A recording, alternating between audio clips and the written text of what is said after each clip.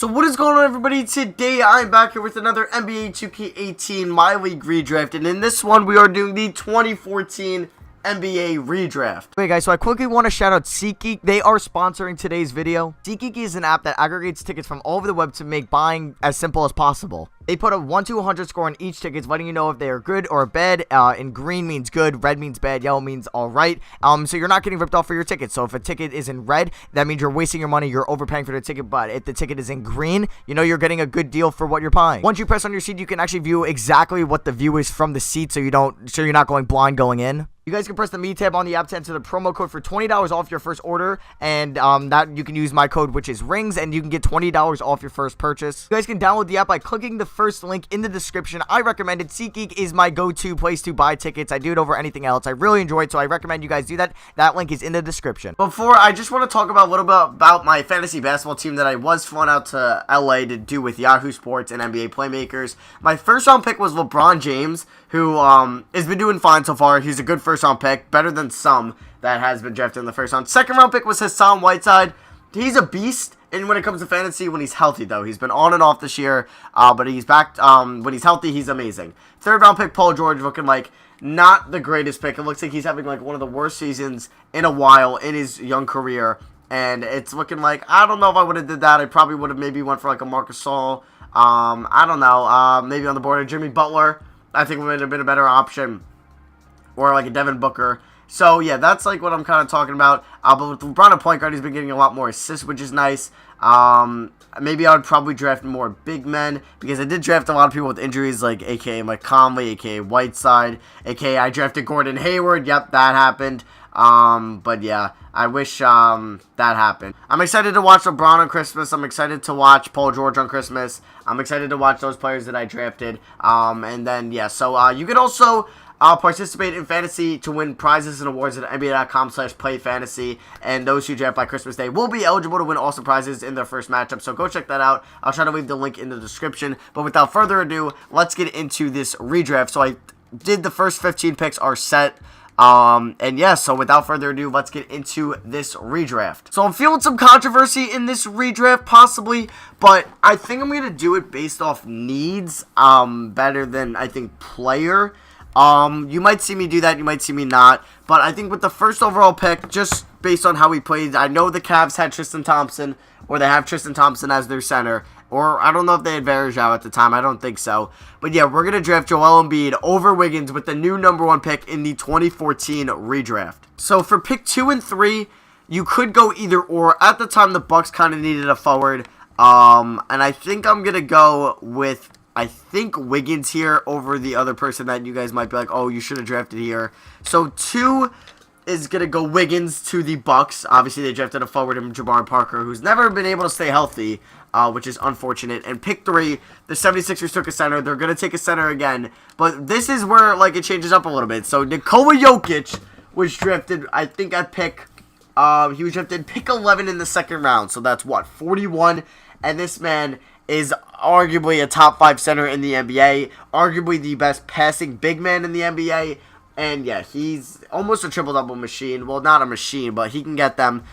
Good double-double guy is, I don't know if he was an all-star last year, probably not in the loaded Western Conference, but beast of a player, especially for the second round. Probably a top 15 second-round pick in NBA history that you could probably already mark down. Yeah, the Nuggets made, I guess, the right move trading Nurkic and Plumlee over him. Or never mind, they got Plumlee, but they traded Nurkic, where they could have went either Jokic or Nurkic. Obviously, Nurkic is a good player, but Jokic is obviously the better player. So with pick 3, instead of the Sixers, since trust the process, Joel Embiid with #1, they're going to settle, not really settle, but still get a great center at pick 3 with Nikola Jokic. So pick 4, the Magic are up, and I think I'm going to remain with the pick that they made in Aaron Gordon from Arizona. He's been healthy. That's the reason why I think I'm going to select him over Jabari Parker. So yeah, I think that's the reason why. It's just because it's durability, but I think that's why, that's exactly the reason why. Aaron Gordon's actually might be having a breakout year this year in real life. We're seeing him come into maybe the athletic beast that he can be. If he can get his jump shot down, it's maybe game over, and his defense just to get a little bit better. But yeah, so Aaron Gordon is one of the few picks that I don't even know. I think we had one maybe pick in the last redraft that was remaining, and that might have been Towns at pick 1. So yeah, pick 4, we have Aaron Gordon remaining or staying with the Orlando Magic in the 2014 redraft. All right, guys, at pick 5, the Utah Jazz selected Dante Exum.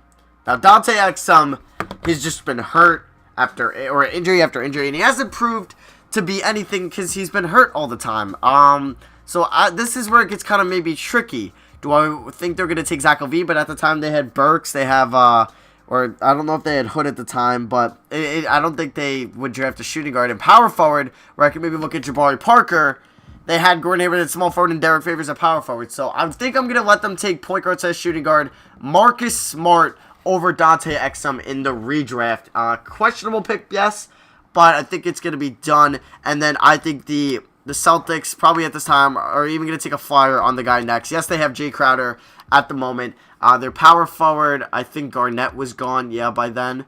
But I think it's going to fall. Jabari Parker's going to fall to 6. Hey, he could be the 3rd best player in this draft if he was healthy. 4th best player. It's just he's hurt. So I just have him falling to 6, which is not a knock on him. It's just because he can't stay healthy. So at pick 7, I believe, have the Lakers selecting Julius Randle, who they did draft in real life.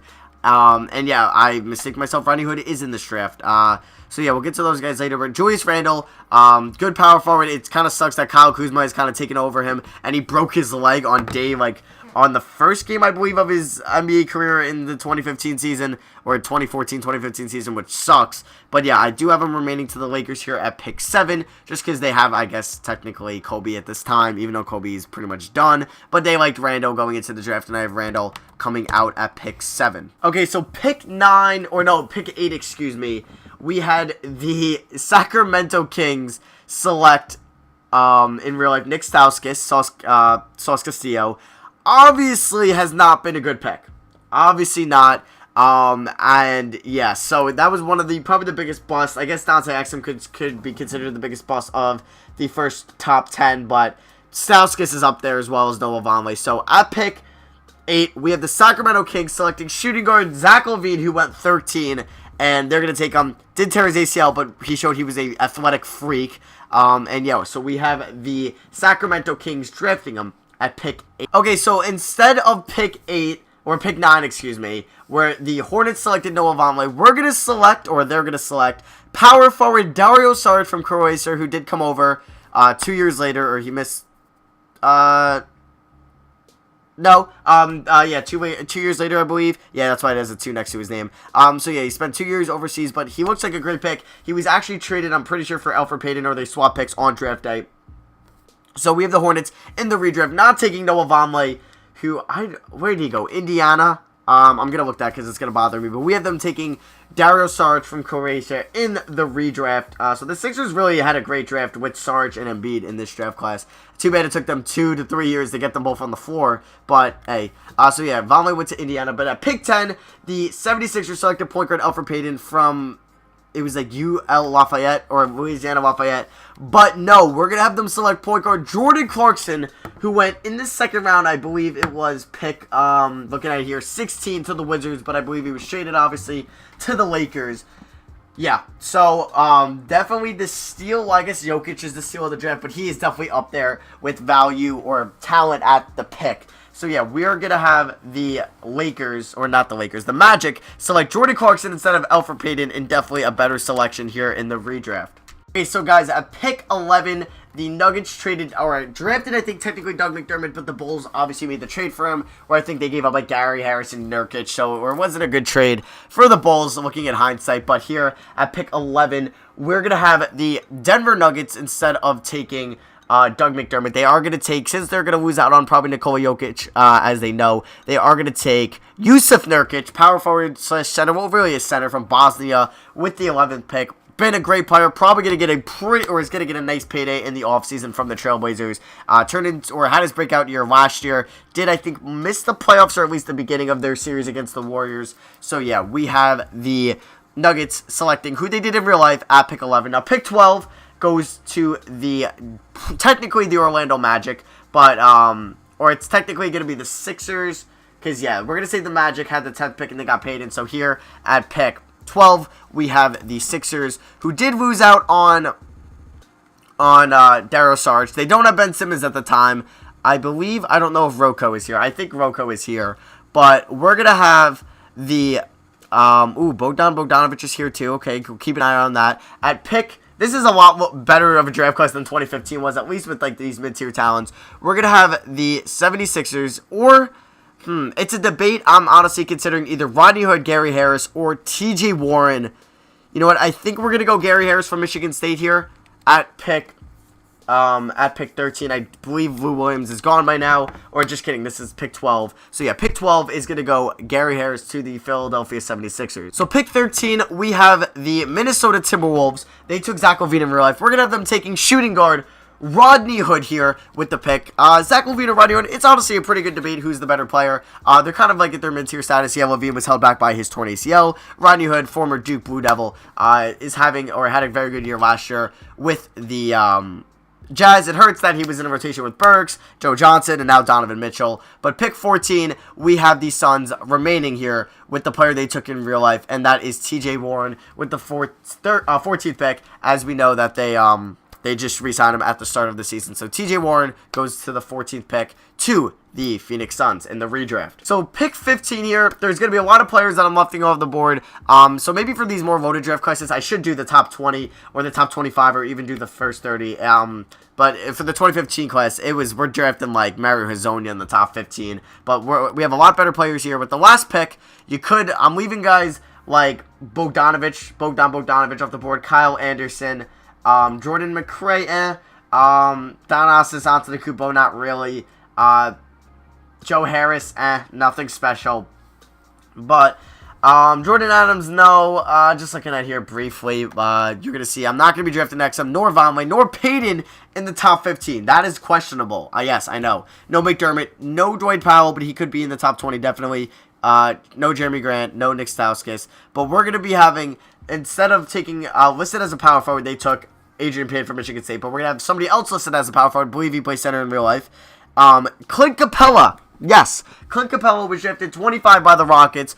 Great steal there. Broke out kind of last year, and he's having an incredible season this year. And he's going to finish up the top 15 picks in the 2014 redraft. So here it is, the 2014 NBA redraft. If you guys did enjoy, I'm going to go over this in a second. But if you guys didn't enjoy this type of video and you want me to see me do 2016 in a little bit, we could do 2013, 2012, 2011, 2010 possibly. Let me know by leaving a like. If we can get over 1,300 likes, I will do or continue doing these. And let me know in the comments which draft class you would want to see next, and if anything I should change, or anything you guys would change in this draft, by maybe doing Parker over Smart. Let me know. I didn't even know the Jazz had 2 top 15 picks. Wait, no they didn't, never mind. They just had the Exum. Yeah, never mind. I don't know what I'm saying. But they had Rodney Hood go and Exum.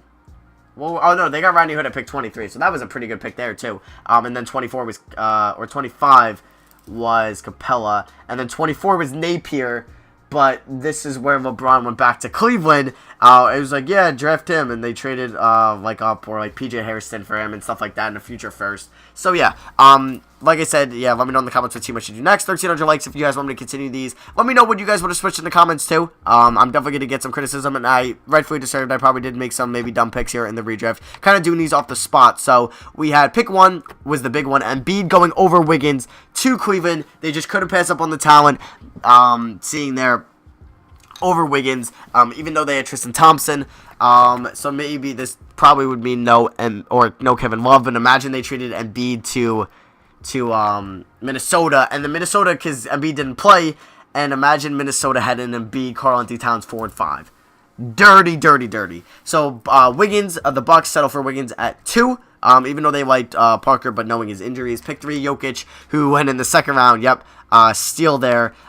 Pick 4, Magic remained, Aaron Gordon. Pick 5, since Exum's been hurt, they go for the other guard, Marcus Smart. Pick 6, I guess, yeah, we could say that maybe LaVine or Hood or Gary Harris could be better player than Marcus Smart. So that's probably one you could debate in the comments. But I guess for the defensive purposes, or the defense purpose. So the Celtics, pick 6, get Parker, still there. Lakers, stay with Randall. Kings, take Zach LaVine, shooting guard, over Nick Stauskas at 8. Pick 9, over Vonleh, the Hornets select Dario Saric. Magic, over Payton, they select Jordan Clarkson. So Nurkic at pick 11. They, instead of taking, I think McDermott, but it was a big trade, so there's a lot of complications. They have Nurkic. Pick 12, Sixers have Gary Harris. Pick 13, Rodney Hood instead of Zach LaVine. Pick 14, Suns remaining with TJ Warren and Capella at 15. So let me know what you guys would have did in this redraft. Would you have had Exum in the top 15? Would you have had Elfrid Payton? That's probably a big debate if Elfrid Payton should have been there. So yeah, that is going to be for me. Thank you all for watching. Leave a like if you guys did enjoy. Let me know in the comments what you guys would do differently and what draft class we should do next. So that's going to be for me. Thank you all for watching. I love you guys. I'll see you guys next video. Peace.